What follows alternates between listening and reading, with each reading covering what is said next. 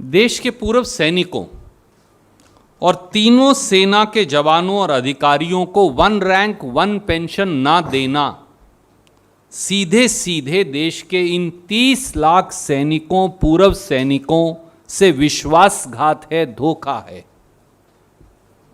भाजपा और मोदी सरकार सैनिकों की वीरता और बलिदानी के नाम पर वोट तो बटोरती है, पर उन्हें वन रैंक वन पेंशन दिए जाने का विरोध करती है। यही नहीं, अब तो वन रैंक वन पेंशन के इस अधिकार को सुप्रीम कोर्ट में मोदी सरकार द्वारा यह दलील देकर खारिज करवाया गया कि यह नीतिगत निर्णय है, आर्थिक निर्णय है और नीतिगत निर्णय पर सुप्रीम कोर्ट कोई अधिकार नहीं, सैनिकों को इसलिए निर्णय नहीं कर सकती। यह सैनिकों का अधिकार ही नहीं। अब इस बारे में कुछ तथ्य कृपया देख लें, क्योंकि मैं आज इस मन से बड़ी जिम्मेवारी से आपको ये कहूंगा कि सुप्रीम कोर्ट के समक्ष भी सरकार द्वारा सारे तथ्य नहीं रखे गए। व्यक्तिगत तौर से मेरा यह मानना है कि शायद यह जानबूझकर किया गया। साल 2004 से 2012 के बीच यूपीए कांग्रेस सरकार ने 3 बार एक्स सर्विसमैन की पेंशन बढ़ाई और 7,000 करोड़ का फायदा उन्हें दिया। 17 फरवरी 2014 को देश की संसद का में बजट पेश करते हुए तत्कालीन वित्त मंत्री श्री पी चिदम्बरम जी ने सरदार मनमोहन सिंह जी की सरकार की ओर से, यूपीए की ओर से यह घोषणा की कि वन रैंक वन पेंशन लागू कर दिया जाएगा, कोश्यारी कमेटी के अनुरूप। 26 फरवरी 2014 को उस समय के रक्षा मंत्री श्री AK एंटनी द्वारा तीनों सेनाओं के मुखिया और उनके साथ साथ डिफेंस सेक्रेटरी और डिफेंस मंत्रालय के अधिकारियों की एक बैठक की गई। उस बैठक की प्रतिलिपि मैं आपको भेज रहा हूं, वो ये, और इसमें साफ तौर से निर्णय लिया गया कि एक रैंक में काम कर एक जैसी सेवा से, एक समय बराबर की सेवा से रिटायर होने वाले सभी अधिकारियों को एक समान पेंशन दी जाएगी। उनकी रिटायरमेंट की तारीख कोई अलग अलग चाहे क्यों ना हो, और बढ़ी हुई पेंशन का फैसला और निर्णय भी, लाभ भी सभी पूर्व सैनिकों को मिलेगा। यह स्पष्ट आदेश है और मैं ये पढ़कर सुनाना चाहूंगा जो सरकार ने किया। The honourable raksha, a meeting had been convened by honourable raksha mantri, the honourable raksha rajya mantri, defence secretary, secretary ex serviceman welfare, the 3 vice chiefs and other service officers from service headquarters, FADS, CGDA and the concerned joint secretaries are present. It was noted that one rank one pension implies that uniform pension be paid to armed forces personnel retiring in the same rank with the same length of service, irrespective of their date of retirement, and any future enhancement in the rates of pension to be automatically passed on to the past pensioners. This implies bridging the gap between the rate of pension between the current pensioners and the past pensioners and future enhancements.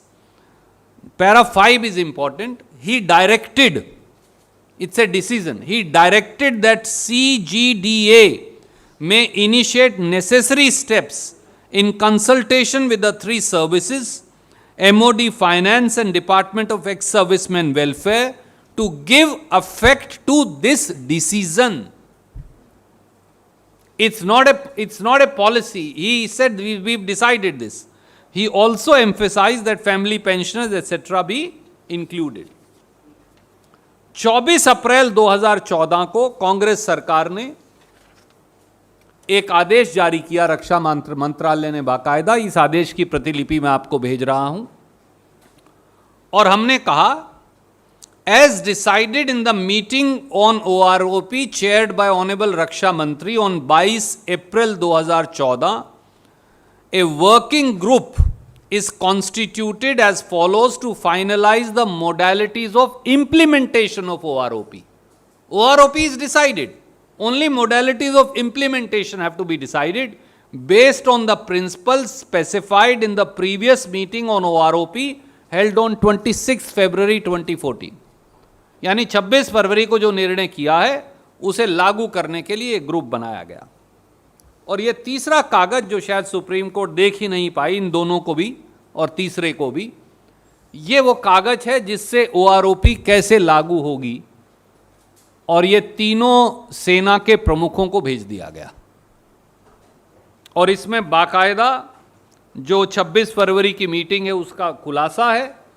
उसके बाद ये लिखा है, the above definition has been accepted by the government, क्योंकि अब उन्होंने court में कहा कि ऐसा कभी निर्णय ही नहीं हुआ था और कोर्ट ने उस आधार पर निर्णय कर दिया।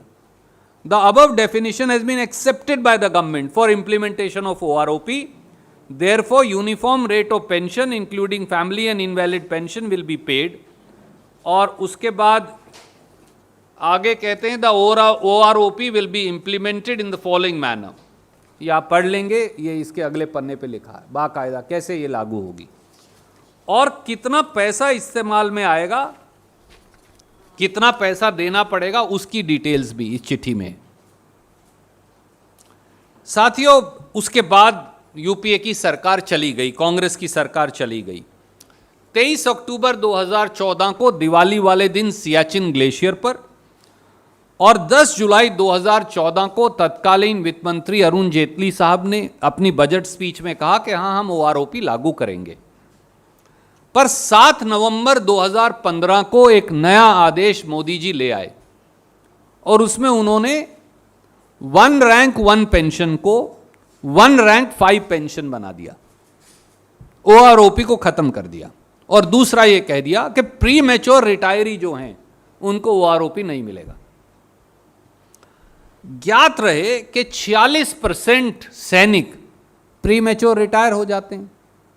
मैं अब अगर कोश्यारी कमेटी को, जो बीजेपी के पूर्व मुख्यमंत्री है, उन्हें कोट करूं तो उन्होंने कहा कि केवल थल सेना में, आर्मी में 13 लाख में से 1000 लोग ही, ओनली 1000 आउट ऑफ 13 लाख, वो 60 साल की रिटायरमेंट एज तक पहुंचते हैं।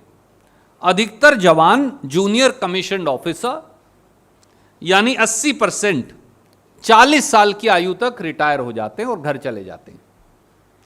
10% 46 साल तक हो जाते हैं, तो बाकियों के लिए रह गया। हमारी जो इंडियन एक्स सर्विस मूवमेंट है, उन्होंने याचिका दायर की, इन्होंने विरोध किया और कहा कि यह आर्थिक और नीतिगत निर्णय है, ये नहीं दिया जा सकता।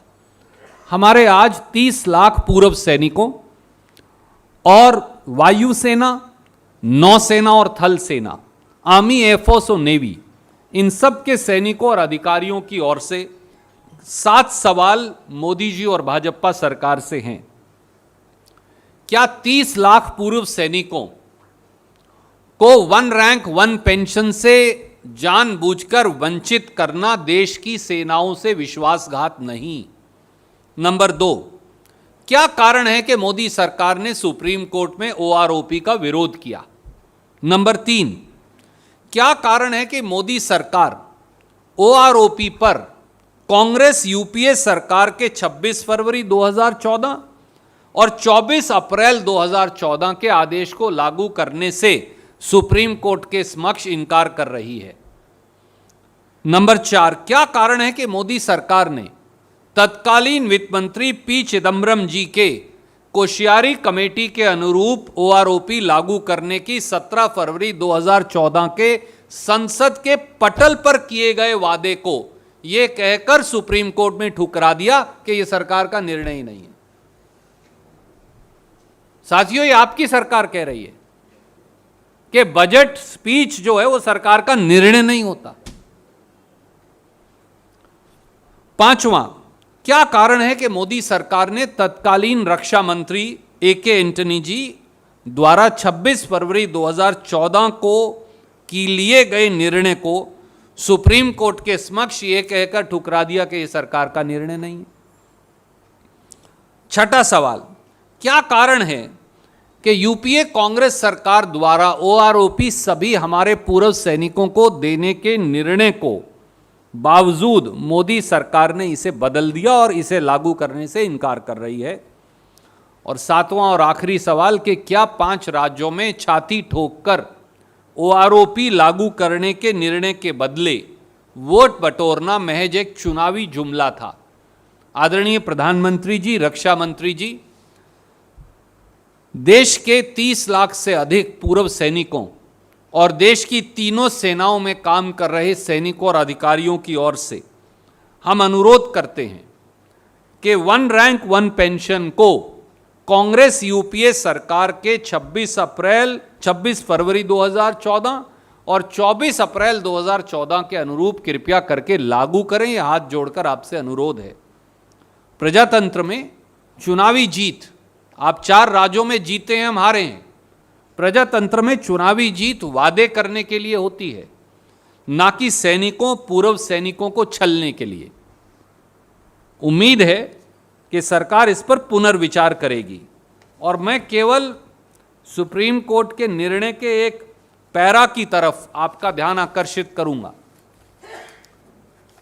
उन्होंने ये निष्कर्ष निकाला, in the present case discussion took place within the government and even as of 26 February 2014 the meeting chaired by the Minister of Defence set out broad parameters of the decision while leaving it to the CGDA to ensure necessary steps in consultation with the 3 services to give effect to the decision. The meeting envisaged that family pensioners etc. all this is clearly suggestive of the fact that in the evolving decisions which were taking place, a formulation of the precise modalities were finally accepted on 7th November. अब साहब, इससे स्पष्ट निर्णय तो कोई हो ही नहीं सकता। शायद अदालत को ये पत्र कभी दिखाया ही नहीं गया। जब साफ निर्णय किए गए और साफ निर्णय करके ओआरओपी कैसे लागू होगा, उसकी क्या फाइनेंशियल इंप्लीकेशन है, किस किस को कैसे मिलेगा, इस पर एक नहीं, 2 नहीं, बाकायदा उन्होंने A to N, the OROP will be implemented in the following manner, it says, and A to N, then it says इस तरह से ये लागू होगी और ये फाइनेंशियल इंप्लीकेशन है। तो ये देश के सैनिकों से विश्वासघात है और मोदी सरकार को देश के 30 लाख सैनिकों से जो वादे उत्तराखंड में किए, उत्तर प्रदेश में किए, गोवा, मणिपुर, पंजाब में किए, उन्हें लागू करना चाहिए, बजाय उनसे छल, धोखा और विश्वासघात करने के। ये हमारा अनुरोध भी है और ये देश के सैनिकों की आवाज़ भी है। कोई प्रश्न आप पूछना चाहें तो आप एक एक करके पहले इस विषय पर और फिर किसी और विषय पर पूछना चाहें तो आप पूछ सकते हैं। आपका स्वागत है। We'll first start with OROP and then we'll go elsewhere. As you say, we are sending you all these documents. अब ये मामला क्योंकि सुप्रीम कोर्ट से जुड़ा है, तथ्य आपके सामने है, मैंने तो कागजात रिलीज किए हैं आपको। ये वो कागजात हैं जो 7 सितंबर 2015 को तत्कालीन रक्षा मंत्री 5 सितंबर 2015 को तत्कालीन रक्षा मंत्री श्री ए.के. एंटनी द्वारा सार्वजनिक किए गए थे। 7 अगस्त 2015 को निर्णय आया है मोदी सरकार का। 5 सितंबर 2015 को रक्षा मंत्री ए.के. एंटनी जी ने एक बाकायदा कागज जारी किए थे। क्योंकि लोग भूल ना जाएं, इसलिए मैं इन्हें दोबारा जारी कर रहा हूं। तो ये साफ है कि ओआरओपी कांग्रेस ने इंप्लीमेंट कर दिया था, पर इंप्लीमेंट करने के बाद भी उसे वापस लेकर नया निर्णय कर आधे से ज़्यादा सैनिकों को पेंशन से 1 रैंक 1 पेंशन से महरूम करना और बाकी सबको 1 रैंक 5 पेंशन बनाना, ये सरासर गलत है, धोखा है, विश्वासघात है।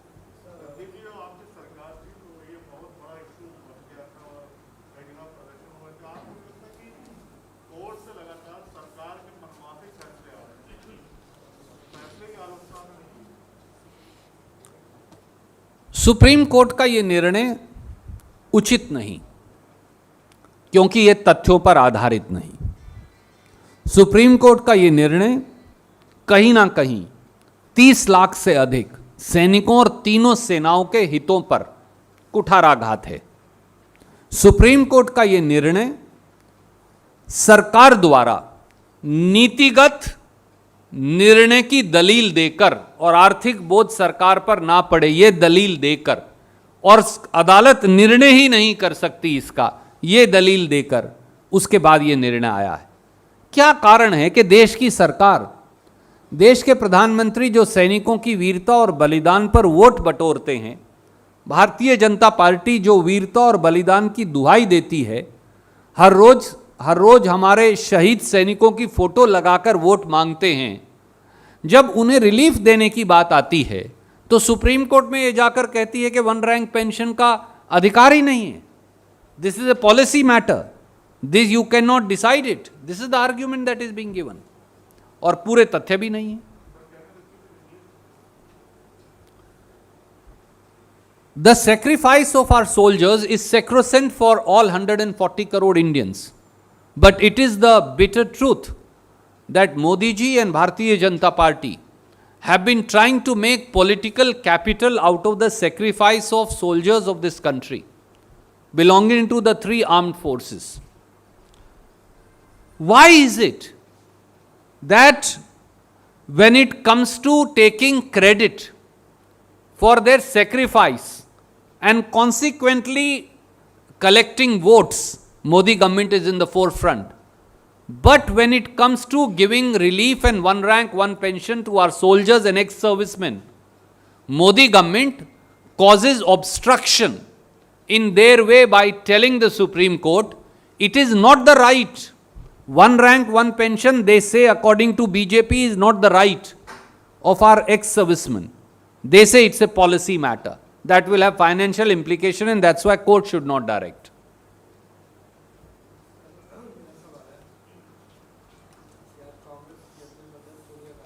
जी,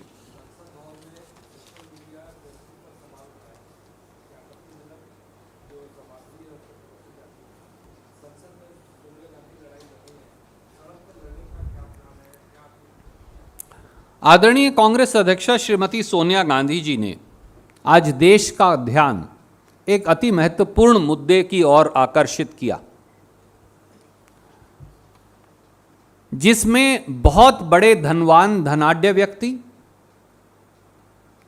उनके साथ फेसबुक जैसे, मेटा जैसे सोशल मीडिया प्लेटफॉर्म, जियो जैसे सोशल मीडिया और टेलीफोन कंपनियां और भारतीय जनता पार्टी मिलकर प्रजातंत्र और चुनाव को प्रभावित करने का कुप्रयास कर रही हैं। 2-3 तथ्य बिल्कुल सामने हैं। पहला तथ्य, फरवरी 19 से नवंबर 2020 के बीच फेसबुक पर 5,76,000 इश्तिहार दिए गए।